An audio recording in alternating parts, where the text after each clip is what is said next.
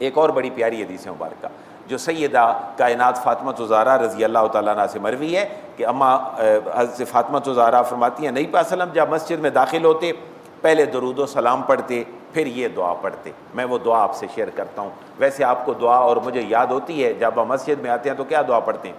اللہم افتح لی ابواب رحمتک. پھر جب جانے لگتے ہیں تو کیا دعا پڑھتے ہیں؟ اللہم افتح لی ابواب فضلک. اچھا، اس حدیث کے جو الفاظ ہیں تھوڑے سے مختلف ہیں. مسند احمد بن حنبل کی حدیث مبارکہ ہے 25262 ہے. سیدہ کائنات فرماتی ہیں جناب فاطمہ الزہرا رضی اللہ تعالیٰ عنہ، حضور کے آنے جانے کی دعا یہ تھی. وہ کیا تھی؟ بسم اللہ والسلام علی رسول اللہ.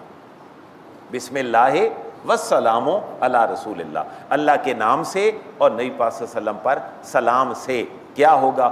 اللہم اغفر لی ذنوبی، اے اللہ میرے گناہ بخش دے، وافتح لی ابواب رحمتک، اور اپنی جو رحمت کے دروازے ہیں وہ میرے لیے کھول دے. یہ دو الفاظ کا بڑا اچھا کمبینیشن ہے کہ بسم اللہ والسلام علی رسول اللہ. یہ سارے بول بھی دیں ذہن میں آ جائے گا. بسم اللہ والسلام علی رسول اللہ. آگے وہ دعا ہے اللہم اغفر لی ذنوبی وافتح لی ابواب رحمتک. اب رحمتک کو اگلی دعا میں نکلنے والی میں بدل دیا گیا. وہ بھی نکلنے کی بھی دعا کیا ہے کہ بسم اللہ والسلام علی رسول اللہ، اللہم اغفر لی ذنوبی وافتح لی ابواب فضلک. اور یہ مسند احمد بن حنبل کی حدیث مبارکہ ہے.